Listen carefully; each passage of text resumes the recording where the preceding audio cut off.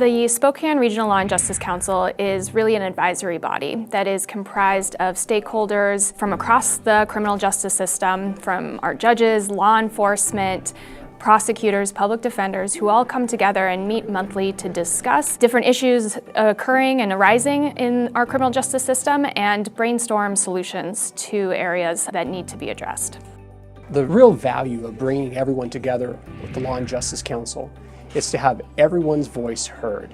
There's not one singular voice in criminal justice. There's a myriad of different people who have different interests and also different responsibilities. And if we don't talk to them all, if we don't ask the questions and vet out solutions, we're not going to get a real solution that works for everyone. Our focus isn't about a singular item, it's about a collective whole.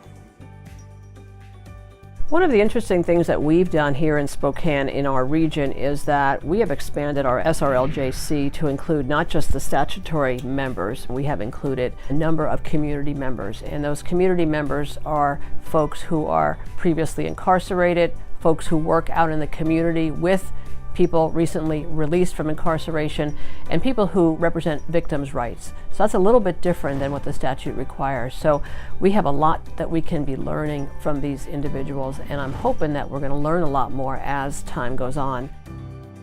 When I look at the vision, I look at the inclusivity of it, the transparency, the community's voice being brought forward, being amplified, and the system professionals really listening to what the community wants and desires. A common saying is those who are closest to the problem are also closest to the solution. We get closer and closer to those outcomes to where we're able to work in unison. We're able to hear one another, really strategize towards making the goal whatever creates our thriving community.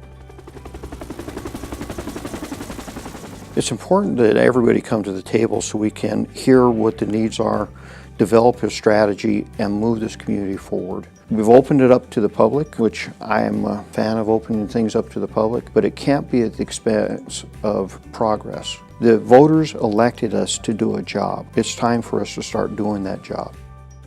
I'm really excited about the direction that the council is going now. We have a lot of important issues that we're talking about right now, from mental health to a potential new jail to the disproportionality in contacts with the justice system and community of color.